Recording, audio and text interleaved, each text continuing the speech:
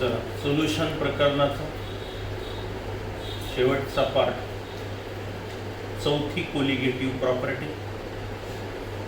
म्हणजे ऑस्मोटिक प्रेशरकडे आपण जाऊया. आता पहिली वेपर प्रेशर लोअरिंग घेतली आपण, बॉइलिंग पॉइंट एलिव्हेशन, दुसरी कोलिगेटिव्ह प्रॉपर्टी, तिसरी फ्रीजिंग पॉइंट डिप्रेशन आणि आता ही चौथी ऑस्मोटिक प्रेशर. चारही प्रॉपर्टीचा उद्देश किंवा चारही प्रॉपर्टीचा आधार घेऊन आपण सोल्यूटचं मोलार मास काढू शकतो. आता ऑस्मोटिक प्रेशर म्हणजे काय पाहण्याच्या अगोदर ऑस्मोसिस ही प्रक्रिया आपण अगोदर समजावून घेऊ. अगोदर ऑस्मोसिस आणि मग ऑस्मोटिक प्रेशर म्हणजे काय.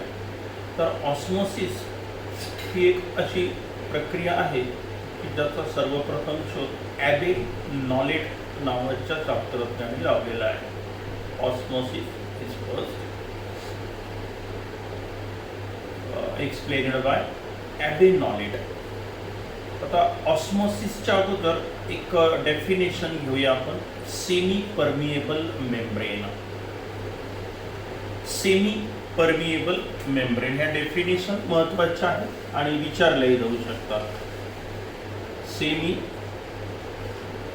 Permeable membrane. Membrane, it is a type of filter paper. It is the membrane through which only solvent molecule can pass, but not the solute particles. Such a membrane, such a filter paper, such a diaphragm called as a semi-permeable membrane. थोडक्यात एक अशी चाळणी आहे की ज्याच्यामधून फक्त solvent molecule जाऊ शकतात. कोण जाऊ शकतं? Solvent molecule. कुणीकडून कुणीकडे जातात त्याचा विचार नंतर करू आपण. समजा ही एक सेमी परमिएबल मेम्ब्रेन आहे, तर सॉल्व्हंट मॉलिक्यूल इकडून इकडे जातात, पण सोल्युशन मधले जर सोल्यूट पार्टिकल असेल तर हे सोल्यूट पार्टिकल मात्र जाणार नाही. अशा मेम्ब्रेनला म्हटलं जातं semi permeable membrane. It is the membrane through which only solvent molecule can pass, but not the solute particles. Such a membrane, such a diaphragm is called as a semi-permeable membrane. निसर्गात अशा semi-permeable membrane आढळतात. Animal cell wall, plant cell wall ह्या natural semi-permeable membrane आहे. याच्यामधून देखील solvent इकडून तिकडे pass होत असतो, पण सोल्यूट पार्टिकल मात्र इकडून तिकडे जात नाही. आर्टिफिशियली देखील काही सेमी परमिएबल मेम्ब्रेन आपण तयार केलेले आहेत. जसं एक उदाहरण द्यायचं झालं तर cellulose nitrate semi permeable membrane किंवा कॉपर फेरोसायनाइड सेमी परमिएबल. विशिष्ट प्रकारचा फिल्टर पेपर घ्यायचा, तो कॉपर फेरोसायनाइडमध्ये बुडवून ठेवायचा, बाहेर काढायचा, सुकू द्यायचा. त्याची जी पोअर्स असतात, साईज असतात, ती रिड्यूस होते की ज्याच्यामधून फक्त आता कोण जाऊ शकतं? Solvent molecule. कोण जाऊ शकत नाही? Solute particle. मग अशा मेम्ब्रेनला म्हणायचं semi permeable membrane. Animal cell wall, plant cell wall, copper ferrocyanide semi permeable membrane, त्यानंतर copper nitrate cellulose nitrate semi permeable membrane. तर अशा हे सेमी परमिएबल मेम्ब्रेनची व्याख्या आणि त्याचे एक्झाम्पल. आता आपण जाऊया ऑस्मोसिसकडे. आता ऑस्मोसिस म्हणजे काय आपण विचार करूया. ऑस्मोसिस म्हणजे काय त्याच्यासाठी छोटासा प्रयोग आपण बघूया, म्हणजे आपल्याला ऑस्मोसिस म्हणजे काय नेमकं समजेल. पहा,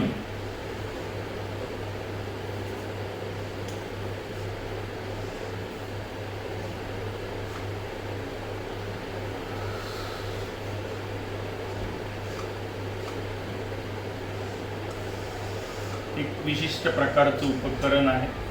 समजून घ्यायचं की आपल्याला हे नेमकं काय आहे ऑस्मोसिस प्रक्रिया. चालेल. ऑस्मोसिस, सेमी परमिएबल मेम्ब्रेन माहिती झालं आपल्याला. आता काय बघूया आपण, ऑस्मोसिस म्हणजे काय. बरोबर आहे. आता मी इकडे सॉल्व्हंट घेतला, वॉटर आणि इकडे शुगर सोल्युशन घेतलं, हे सोल्युशन आहे, चालेल. आणि हे कोण आहे? प्युअर सॉल्व्हंट आहे, म्हणजे वॉटर आणि वॉटर मधलं हे शुगर सोल्युशन आहे. आता काय होतं थोडक्यात, आता आपल्याला असं दिसून येत आहे की हळूहळू सॉल्व्हंट कडून सॉल्व्हंट मॉलिक्यूल हे या सोल्युशन कडे जातात. कोणाच्या थ्रू? सेमी परमिएबल मेम्ब्रेनच्या थ्रू. तशी सॉल्व्हंट मॉलिक्यूल इकडून इकडे पण येऊ शकतात, पण इकडून इकडे कोण येऊ शकत नाही? इकडे तर सोल्यूट पार्टिकल नाहीये, पण शुगर सोल्युशन मधले जे शुगर पार्टिकल असतील ते मात्र इकडे येऊ शकत नाही. मग आता हा जो प्रकार तुम्हाला इथे दिसतो आहे, osmosis, the passage of solvent molecule through the semi permeable membrane. हे दोन कंपार्टमेंट आहे, त्यानंतर ही सेमी परमिएबल मेम्ब्रेन, आणि या सेमी परमिएबल मेम्ब्रेन मधून कोण पास झालं? Solvent molecule. ठीक आहे. It is the passage of the solvent molecule through the semi permeable membrane from solvent to solution. सगळ्यात महत्वाचं, फ्रॉम सॉल्व्हंट टू सोल्युशन म्हणून आपण तुरतो इथे. This process is called as a osmosis. आता आणखी एक आपल्या असं लक्षात आलं की समजा इथे मी शुगर सोल्युशनच घेतो, दोन्ही बाजूला मी आता शुगर सोल्युशन घेतलं. आता इकडे आहे 0.5 मोलार कॉन्सन्ट्रेशन आणि इकडे आहे 1 मोलार. दोन्ही ठिकाणी शुगर सोल्युशन आहे, पण आता कॉन्सन्ट्रेशन इकडे जास्त आहे, 1 मोलार आहे, आणि हे हाफ मोलार आहे, 0.5 मोलार. मग आता अशा वेळेला काय होतं? पुन्हा आपल्याला हाच प्रकार दिसतो की सॉल्व्हंट मॉलिक्यूलचा फ्लो होतो, सोल्यूट पार्टिकलचा फ्लो या सेमी परमिएबल मेम्ब्रेन मधून होत नाही. मग आता इथे आपल्याला काय दिसून येतं? कुणीकडून कुणीकडे फ्लो होतो सॉल्व्हंटचा? From low concentration to high concentration. बघा, सॉल्व्हंट कडून पण सोल्युशन कडे होतो, आणि लो कॉन्सन्ट्रेटेड सोल्युशन मधून सॉल्व्हंटचा फ्लो हाय कॉन्सन्ट्रेटेड सोल्युशन कडे देखील होत असतो. म्हणजे दोन्ही प्रक्रिया ज्या आहेत याला म्हटलं जातं ऑस्मॉसिस. आणि म्हणून मी डेफिनेशन मध्ये आता हे दोन्हीही पॉइंट टाकून देतो. पहा काय झालं. मग आता ऑस्मॉसिस म्हणजे नेमकं काय? It is the passage, flow काही म्हटलं तरी चालेल, flow of solvent molecule through the semi permeable membrane from pure solvent to solution or from solution of low concentration to solution of high concentration. This is known as a osmosis process. कुणी शोधून काढली होती? ॲबे नॉलेट नावाच्या शास्त्रज्ञानी.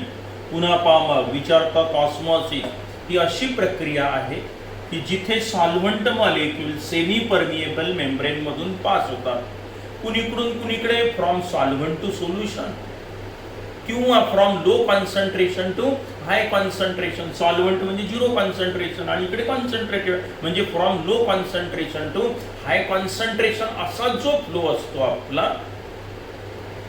कोणाच्या through चालतो? हा semi permeable मेम्ब्रेनच्या through. या प्रक्रियेला म्हणण्यात येतं ऑस्मॉसिस. चालेल, ऑस्मॉसिस. आता जाऊया आपल्या कोलिगेटिव्ह प्रॉपर्टीकडे. अतिशय महत्वाची प्रॉपर्टी ती म्हणजे काय आहे? Osmotic pressure. ही कोलिगेटिव्ह प्रॉपर्टी आहे ती. आपल्याला सेमी परमिएबल मेम्ब्रेन माहिती झाली, आपल्याला ऑस्मॉसिस म्हणजे काय माहिती झालं. आता आपण जाऊया osmotic pressure, and it is denoted by पाय. ऑस्मोटिक प्रेशर तिसरी टर्म, हे पाय अक्षराने दर्शवणार आपण ऑस्मोटिक प्रेशर. आता हे समजून घेण्यासाठी आपण आणखी एक छोटासा प्रयोग करू, म्हणजे ऑस्मोटिक प्रेशरची डेफिनेशन कशी आलेली आहे हे आपल्या लक्षात येईल. एक इन्व्हर्टेड फनेल,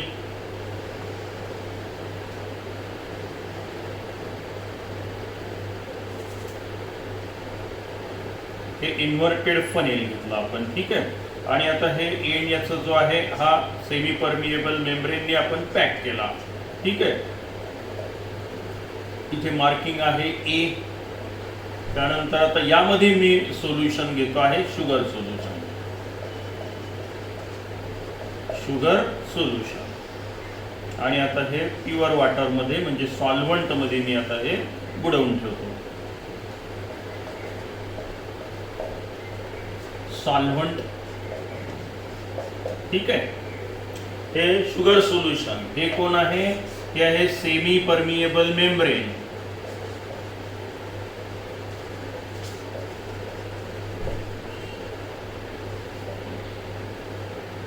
शुगर सोल्युशन आहे, यामध्ये ए मार्किंग पर्यंत आहे. त्यानंतर हे सॉल्व्हंट आहे, इथे प्युअर सॉल्व्हंट म्हणजे वॉटर. आणि आता मी हे यामध्ये बुडवून ठेवलं. आता काय होईल, इथे ऑस्मॉसिस प्रक्रिया सुरू होईल. आता मग काय आहे ऑस्मॉसिस म्हणजे the flow of a solvent molecule through the semi permeable membrane from low concentrated solution to high concentrated और फ्रॉम सॉल्व्हंट टू सोल्युशन. मग सॉल्व्हंट टू सोल्युशन बघा, आता हे असा सॉल्व्हंटचा फ्लो आता सुरू झाला सेमी परमिएबल मेम्ब्रेन मधून, कुणीकडून कुणीकडे, सॉल्व्हंट कडून सोल्युशन कडे. मग आता काय होईल, हळूहळू ही जी लेवल आहे ही सोल्युशनची लेवल वाढत वाढत जाईल, नाही का. समजा आता ही वाढत वाढत गेली, पण आता ही वाढतच जाईल असं नाही. एका विशिष्ट ठिकाणी आल्यानंतर हे थांबून गेलेलं दिसेल. समजा इथे ही बी लेवल आहे. आता आपल्याला असं दिसून येतं की ही प्रोसेस थांबलेली आहे, स्टॉप झालेली आहे. ऑस्मॉसिस घडत नाही, लेवल कॉन्स्टंट आहे. म्हणजे काय, फ्लो थांबलेला आहे. मग तसं का झालं असलं पाहिजे पहा. काय घडून आलं, ऑस्मॉसिस घडून आलं हे इथे सिद्ध होतं, कारण लेवल वाढली. ही लेवल अर्थात कमी होत जाईल बीकर मधली, पण ही लेवल इथे वाढत गेली. म्हणजे solvent molecule semi permeable membrane मधून या फनेल मध्ये पास झाले. मग आता इथे आल्यानंतर ही का बंद झाली प्रक्रिया, का बंद झाली, कारण हे जे लिक्विड आता इथे एक्सेस आलेलं आहे, एक्स्ट्रा लिक्विड जे आलेलं आहे, हे लिक्विडचं प्रेशर आता या सेमी परमिएबल मेम्ब्रेनवर पडेल. आणि या प्रेशरमुळे काय होईल आता की हे ऑस्मॉसिस प्रक्रिया स्टॉप होईल. मग आता हे जे हायड्रोस्टॅटिक प्रेशर आहे हे या लिक्विड कॉलमनी जे अप्लाय केलेलं आहे, अप्लाय झालेलं आहे, याला नेमकं म्हणायचं ऑस्मॉटिक प्रेशर. समजा ही हाईट जी आहे आता इथे वाढलेली जी हाईट असेल, थोडक्यात ही जर एच असेल, जर या लिक्विडची डेन्सिटी रो असेल आणि ग्रॅव्हिटेशनल फोर्स जो आहे खाली डाऊनवर्ड अप्लाय होतो जी असेल, तर हायड्रोस्टॅटिक प्रेशर जे आहे आता हायड्रोस्टॅटिक प्रेशर हे आपल्या फॉर्म्युल्यानुसार किती येतं आता, एच रो जी.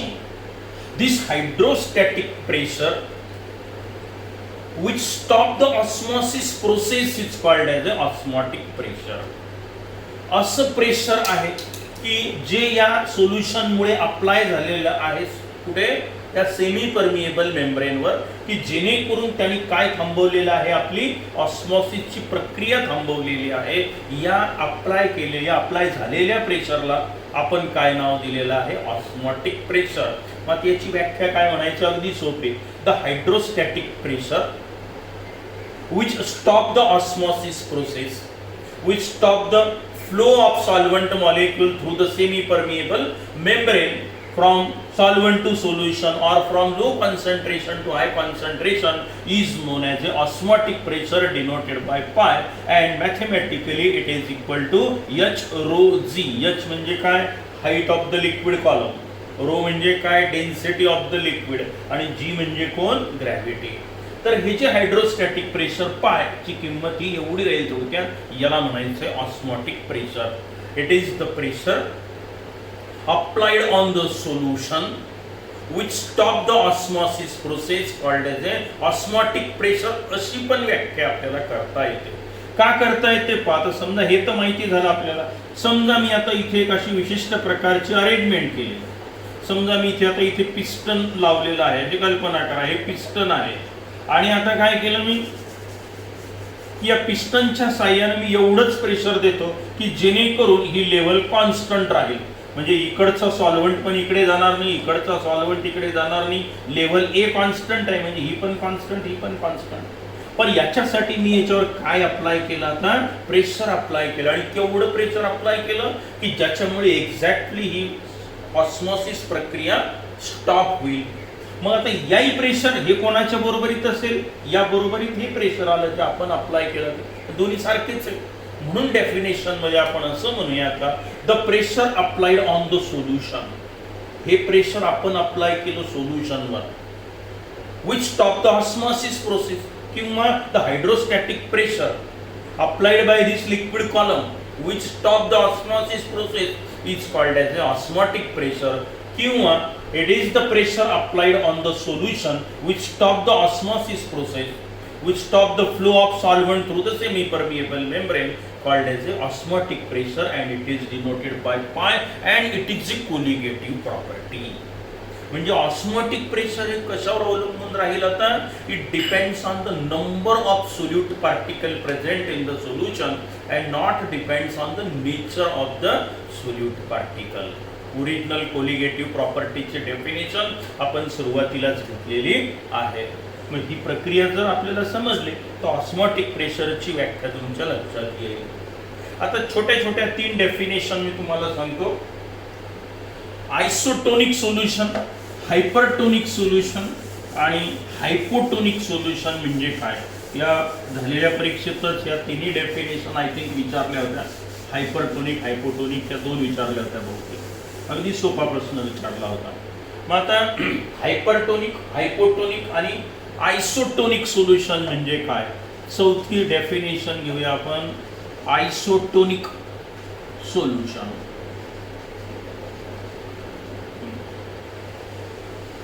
यालाच कोणी कोणी आयसोमोटिक सोल्युशन पण म्हणेल. Isotonic, आयसोमोटिक solution. 2 or more than 2 solution which have same osmotic pressure called as a isotonic solutions. 2 or more than 2 solution.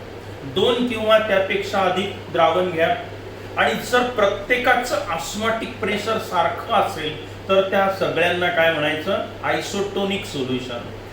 ज्या अर्थी कोलिगेटिव्ह प्रॉपर्टी आहे त्या अर्थी नंबर ऑफ पार्टिकलवर अवलंबून असते. म्हणजे काय? नंबर ऑफ पार्टिकल सारखे म्हणजे कॉन्सन्ट्रेशन पण त्याचं सारखं असलं पाहिजे. मग तुम्ही असंही म्हणू शकता आयसोटोनिक सोल्युशन म्हणजे काय? 2 or more than 2 solution having same molar concentration and which exert same osmotic pressure called as a isotonic solution. For example, 1 molar urea and 1 molar glucose solution. They are isotonic solution. दोघांचे molar concentration सारखं, number of particle सारखे असतील द्रावणात, त्यामुळे दोघांनी apply केलेलं osmotic pressure देखील सारखंच राहील. याला म्हणायचं isotonic solution. The 2 or more than 2 solutions having same molar concentration and same osmotic pressure called as a isotonic solution. आता दुसरं आहे हायपरटोनिक. हायपरटोनिक आणि हायपोटोनिक. Hypotonic solution. इकडे मी आता 1 मोलार युरिया सोल्युशन घेतलं आणि इकडे मी 0.5 मोलार ग्लुकोज सोल्युशन घेतलं. बघा आता काय होईल? याचं कॉन्सन्ट्रेशन वेगळं आहे, याचं कॉन्सन्ट्रेशन वेगळं आहे. हे जास्त 1 मोलार आहे, हे हाफ मोलार आहे, म्हणजे हे जास्त आहे. मग याचं ऑस्मोटिक प्रेशर पण काय राहील? जास्त राहील. कोणाच्या तुलनेत? या 0.5 मोलार ग्लुकोजच्या तुलनेमध्ये 1 मोलार युरियाचं ऑस्मोटिक प्रेशर जास्त राहील. याला म्हणायचं आहे hypertonic solution with respect to this. मात्र व्याख्या काय होईल हायपरटोनिकची? The solution having more molar concentration and having higher osmotic pressure as compared with the other solution. तुलना करायची आपल्याला. कोणाच्या तुलनेत? याच्या तुलनेत. आता the solution having higher concentration and higher osmotic pressure as compared with the other solution, then the solution is called as a hypertonic solution. And the solution having lower concentration and lower osmotic pressure as compared with the other solution called as a hypotonic solution. कमी osmotic pressure, कमी concentration, concentrated solution म्हणजे कोण? Hypotonic with respect to दिस.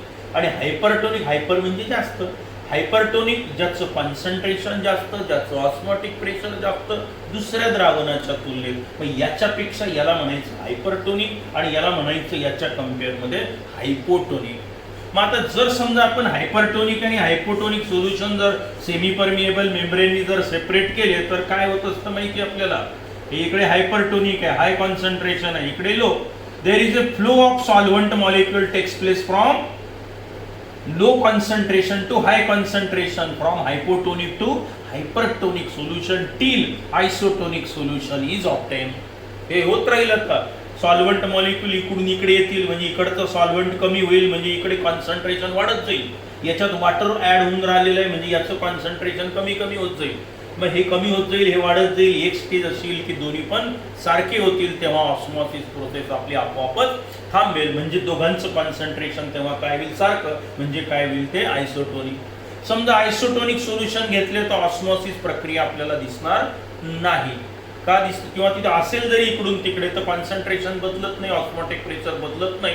तिथे फार झालं तर सॉल्व्हंटमध्ये equilibrium तयार होईल. इकडून तिकडे 10 मॉलिक्यूल गेले, तिकडून इकडे आले, ना कॉन्सन्ट्रेशन बदललं ना ऑस्मॉटिक प्रेशर बदललं. म्हणजे काय म्हणू आपण, तिथे इक्विलिब्रियम तयार होतो किंवा तिथे ऑस्मॉसिस प्रक्रिया आपल्याला पाहायला मिळत नाही. आपल्या डेफिनेशनमध्ये ते बसत नाही. काय, flow of solvent through semi permeable membrane from low concentration to high concentration or from solvent to solution. मग आता चला, आयसोटोनिक म्हणजे काय, same molar concentration same osmotic pressure. Hypertonic म्हणजे काय, higher concentration higher osmotic pressure as compared with other. Hypotonic म्हणजे कोण, low concentration low osmotic pressure as compared with the other solution called as a hypotonic solution. मग 1 molar urea असेल, 0.5 molar glucose solution असेल तर 1 molar urea is hypertonic with respect to the 0.5 molar glucose solution and 0.5 molar glucose solution is hypotonic with respect to the 1 molar urea solution. ठीक आहे. आता जाऊया आपण आपल्या अतिशय महत्वाच्या प्रॉपर्टीकडे, ते म्हणजे ऑस्मॉटिक प्रेशर आपण विशिष्ट पद्धतीने जर मोजलं. काही उपकरणं आहेत, बर्कली अँड हार्टली मेथड आहे याला. आता हे ऑस्मॉटिक प्रेशर मोजण्यासाठी ते आपल्या अभ्यासक्रमात नाही आहे, त्यामुळे आपण ते कसं मोजतात याच्याशी काही गरज नाही. विशिष्ट पद्धतीनं विशिष्ट उपकरणाच्या साहाय्यानं ते मोजल्या जात असतं. मग आता ऑस्मॉटिक प्रेशर समजा आपण मोजलं, बर्कली अँड हार्टली मेथडने मोजल्या जातं साधारणतः. तर अजून 2-3 पद्धती आहेत त्याला, पण ती त्यातल्या त्यात चांगली आहे, बर्कली अँड हार्टली मेथड. असू द्या वाटलं तर माहितीसाठी. आता relation between osmotic pressure of a solution and molar mass of a non volatile solute. म्हणजे आपल्याला ऑस्मॉटिक प्रेशर मोजून मोलार मास कसं काढतोय त्याच्यासाठी काय फॉर्म्युला आहे, कोणतं एक्सप्रेशन आहे ते आपण पाहूया आता. ठीक आहे. It is observed that the dilute solution they behave like a gaseous they behave like a gas. एखादं गॅसचं मिक्सचर असेल किंवा गॅस असेल तर गॅसचं बिहेवियर, गॅस मॉलिक्युलचं बिहेवियर आणि डायल्यूट सोल्युशन मधल्या सोल्यूट पार्टिकलचं बिहेवियर हे जवळपास सारखंच असतं असं दिसून आलं आपल्याला. ते रॅन्टॉप लॉज आहेत ते आता काढून टाकले अभ्यासक्रमामधून, आता आपण ते घेणार नाही. पण असं सिद्ध केलं की डायल्यूट सोल्युशनचं बिहेवियर हे कोणासारखं असतं, गॅस सारखं असतं. म्हणजे गॅस मॉलिक्युलच्या ऐवजी इकडे कोण आलं, सोल्यूट पार्टिकल आले. आणि म्हणून ते गॅसचं जनरल गॅस इक्वेशन आहे आपलं PV = nRT, जे बॉइल्स लॉ चार्ल्स लॉचं कॉम्बिनेशन आहे. म्हणजे थोडक्यात प्रेशर, व्हॉल्यूम आणि टेम्परेचरचं रिलेशन याच्यामध्ये दिलेलं आहे. याला जनरल गॅस इक्वेशन म्हणतात. 11वी फिजिक्समध्ये पण असेल, केमिस्ट्रीतही आहे. किंवा आता लक्षात ठेवूया डायरेक्टली आपण, जनरल गॅस इक्वेशन आहे PV = nRT. हे काय आहे, जनरल गॅस इक्वेशन. आता हेच जनरल गॅस इक्वेशन हे डायल्यूट सोल्युशनला पण आपल्याला अप्लाय करता येतं असं सिद्ध केलेलं आहे. मग या इक्वेशन मध्ये P म्हणजे काय, प्रेशर ऑन द सोल्युशन किंवा pressure of the solution, volume of the solution, number of moles असतं. हे गॅसियससाठी pressure on the gas, volume of a gas, number of moles of a gas. R हा gas constant आहे आणि हे absolute temperature आहे gaseous स्टेटसाठी. P for pressure of the gas, V for volume of the gas, N म्हणजे number of mole of gas, R म्हणजे gas constant आहे, universal gas constant, आणि T म्हणजे ॲब्सोल्यूट टेम्परेचर. हे गॅसियस स्टेटसाठी आहे. आता हेच इक्वेशन जेव्हा सोल्युशनसाठी अप्लाय आपण करतो तेव्हा प्रेशरच्या ऐवजी काय येत असतं, मग ऑस्मॉटिक प्रेशर लिहूया आपण pi. Volume of the solution साठी व्हीच लिहितो मी. Number of mole of solute present in the solution त्यासाठी N2 लिहा किंवा N लिहा. N2 घेतलं तरी चालेल, स्मॉल n लिहिलं तरी चालेल. RT R इथे मी आता याला सोल्युशन कॉन्स्टंट म्हणेल. हे number of mole of solute present in to the solution, हे absolute temperature volume of the solution, आणि हे प्रेशर ऑफ द गॅसच्या ऐवजी osmotic pressure of the solution.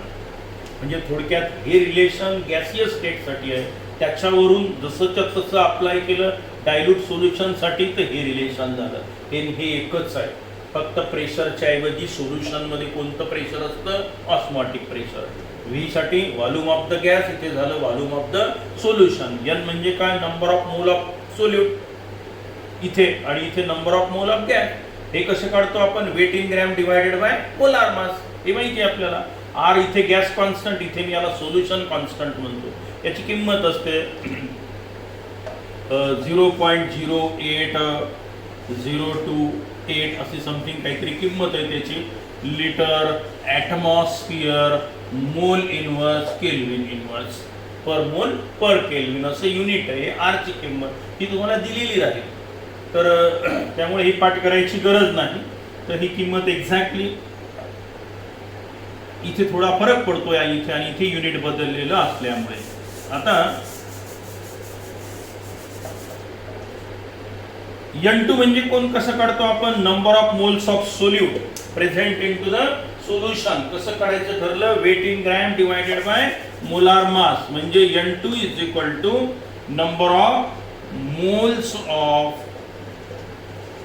Solute in V litre of the solution किंवा V volume of the solution is equal to, समजा W2 gram घेतला आपण आणि W2 gram आपण सोल्यूट घेतलेला आहे, सॉल्व्हेंट मध्ये टाकला, let its molar mass is M2, then N2 is equal to weight in gram divided by its molar mass. किती ग्रॅम सोल्यूट घेतला हा W2, त्याचं मोलार मास किती? M2. बरोबर आहे. माहिती नसेल तर हे काढता येतं आपल्याला. मग हे झाले number of moles of solute present in to this much volume of the solution. या एवढ्या व्हॉल्यूम मध्ये एवढे मोल सोल्यूटचे विरघळलेले आहे. आर हा कॉन्स्टंट आहे, टी म्हणजे कोण आहे? ॲब्सोल्यूट टेम्परेचर, आणि पाय म्हणजे कोण? Osmotic pressure. टाका किंमत मग इथे.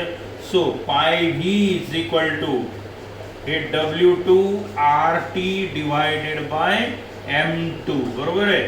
Pressure, osmotic pressure, pi is equal to, so W2 RT divided by M2, आणि हा V, किंवा मोलार मास काढायचा असेल तर M2 is equal to W2 RT divided by pi आणि V. पाय V इकडे घेऊन टाकतो मी, हा पाय इंटू V. पहा बरं, हा थोडक्यात M2 इथे आणला, पाय इकडे आणला.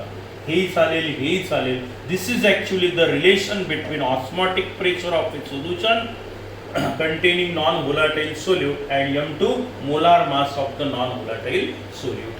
म्हणजे थोडक्यात तुम्ही जर आता ऑस्मोटिक प्रेशर मोजलं, पाय मोजला, व्हॉल्यूम तुम्हाला माहित राहील, किती ग्रॅम पदार्थ घेतला तुम्हाला माहित राहील, आर ची किंमत माहिती आहे, टेम्परेचर इन केल्विन किती टेम्परेचरला तुम्ही एक्सपेरिमेंट केला ते माहिती आहे. ह्या सगळ्या किमती तुम्हाला माहिती राहील. फक्त काय मोजायचं तुम्ही? त्या द्रावणाचं ऑस्मोटिक प्रेशर मोजा, तुम्हाला काय मिळतं? Molar mass of a non volatile solute. तर अशा पद्धतीनं आपल्याला हे रिलेशन एक्सप्रेस करता येतं. आता जाऊया आपण, हा संपला पॉईंट. हे आपलं मुख्य रिलेशन आहे, हेही चालतं, हेही चालतं. आणि एक पॉईंट आहे यामध्ये, तो म्हणजे रिव्हर्स ऑस्मोसिस. त्याच्या नावातच आहे, ऑस्मोसिसचा उलटा प्रकार. रिव्हर्स ऑस्मोसिस म्हणजे काय? आरो सिस्टीम, रिव्हर्स ऑस्मोसिस तेच आहे ते. आरो सिस्टीम तिथे ते हाच प्रकार तिथे होत असतो. ऑस्मोसिस म्हणजे काय माहिती आहे आपल्याला? काय ऑस्मोसिस म्हणजे? The flow of solvent molecule through the semi permeable membrane from low concentration to high concentration or from solvent to solution. आता उलट करा याच्या. The flow of solvent molecule through the semi-permeable membrane from solution to solvent. आता उलट करायचं आहे, पण हे आपोआप होणार नाही. मग याच्यासाठी काय करावं लागेल तुम्हाला माहिती आहे का, त्या सोल्युशनवर ऑस्मोटिक प्रेशरपेक्षा जास्त प्रेशर जर तुम्ही अप्लाय केलं तर उलटी प्रक्रिया सुरू होईल. कारण सॉल्व्हंट मॉलिक्यूल इकडून तिकडे जाऊ शकतात, सोल्यूट पार्टिकल जात नाही. म्हणजे काय, त्याच्यासाठी आपण एक पुन्हा वाटलं तर छोटासा एक्सपेरिमेंट आपण समजावून घेऊ. ते इथे सेमी परमिएबल मेम्ब्रेन आहे. त्यानंतर इकडे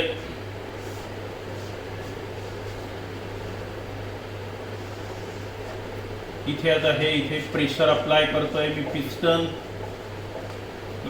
त्यानंतर इकडे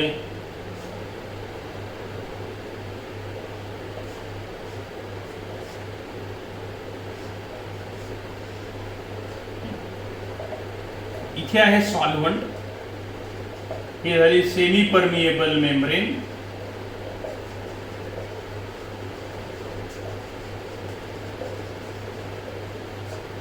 आणि इकडे आहे आता सोल्युशन. समजा मी इथे हे पिस्टन नसेल तर काय होईल, ऑस्मॉसिस दिसेल. काय होईल osmosis, flow of solvent molecule through the semi permeable membrane from solvent to solution. हे झालं ऑस्मॉसिस. आता हे जर बंद करायचं असेल तर मी काय करेल, समजा इथे प्रेशर अप्लाय केलं तर एवढं प्रेशर मी अप्लाय केलं की जेणेकरून प्रोसेस स्टॉप झाली, काहीच नाही. आता हे इथे सगळं ओके आहे, प्रोसेस स्टॉप केली. यालाच तुम्ही काय म्हटलं आता, osmotic pressure which stop the osmosis process. पण समजा मी ऑस्मोटिक प्रेशर पेक्षाही जास्त प्रेशर जर इथे अप्लाय केलं तर आता काय होईल की आता मात्र इकडचा सॉल्व्हंट मॉलिक्यूल इकडे जायला सुरुवात होईल. कारण सॉल्व्हंट तर जाऊ शकतो पण सोल्यूट पार्टिकल जातील का, नाही. त्याला कोण अडवेल, सेमी परमिएबल मेम्ब्रेन. मग हा झाला आता सॉल्व्हंटचा flow from solution to solvent by applying the pressure on solution greater than osmotic pressure. The process is known as a reverse osmosis. हे आहे रे. आता हे अप्लाय केल्यानंतर आपल्याला इकडे शुद्ध पाणी येतो. मग आता इकडून इकडे आलं वाटर. समजा इथे पाणीच नाही अगोदर, तुम्ही प्रेशर अप्लाय केलं, इकडचं सॉल्व्हंट इकडे आले, क्षार इकडे राहतात पाण्यातले आणि प्युअर वॉटर इकडे येतं, ते आपण कलेक्ट करतो. थोडक्यात अशी अरेंजमेंट आपल्या आरो सिस्टीम मध्ये केलेली असते. मेम्ब्रेन असतात तिथे, त्या मेम्ब्रेन मधून फक्त सॉल्व्हंट मॉलिक्यूल बाहेर येतो जो आपण कलेक्ट करतो आणि जे क्षार असतात ते त्यामध्येच राहतात, त्या फिल्टर पेपरवर म्हणा त्याच्यावर असं. आणि कालांतराने ते खराब झाले की बदलून टाकतो आपण, नवीन मेम्ब्रेन लावतो तिथे, त्याला मेम्ब्रेनच म्हणतात. मग आता रिव्हर्स ऑस्मॉसिसची व्याख्या काय, the direction of osmosis process is reversed. Osmosis, मूळ ऑस्मॉसिसची डायरेक्शन ही होती, आता ती रिव्हर्स झाली, नाही का. the direction of the osmosis is reversed by applying a pressure on the solution side greater than the osmotic pressure. The process is called as a reverse osmosis. आता यानंतर या प्रकरणामध्ये आणखी 2 पॉइंट, एक व्हॅन फॅक्टर आणि दुसरा van फॅक्टरच्या संदर्भात आहे तो वीक इलेक्ट्रोलाइटच्या संदर्भात काय आहे नेमकं. आता आपल्याला वीक इलेक्ट्रोलाइट म्हणजे काय, स्ट्रॉंग इलेक्ट्रोलाइट म्हणजे काय आणि त्याच्यासाठी एक नियम वापरण्यात येतो, ओस्टवाल्ड डायल्युशन लॉ वगैरे, डिग्री ऑफ डिसोसिएशन. तर ह्या 2-3 संकल्पना आपल्या अजून झालेल्या नाही आहेत, तर त्याच्यामुळे तो पार्ट आपण नंतर घेऊया, काहीच नाही, 15-20 मिनिटाचा पार्ट बाकी आहे. तर त्याच्यासाठी आपल्याला अगोदर आयोनिक इक्विलिब्रियम नावाचं प्रकरण शिकून घ्यावं लागेल. मग ते प्रकरण झाल्यानंतर मात्र मी तुम्हाला हा पुढचा जो एक 10-15 मिनिटाचा पार्ट शिल्लक आहे तो आपण घेऊया. आणि आता पुढचा पार्ट जो आहे आपला आयोनिक इक्विलिब्रियम नावाचं जे आपलं प्रकरण आहे ते आपण लवकरच सुरू करूया. ठीक आहे, अभ्यास सुरू ठेवा. अडचण असली तर विचारत चला. व्हिडिओ लगेच पाठवतोय आज उद्या. आवडला तर नक्कीच लाईक करा.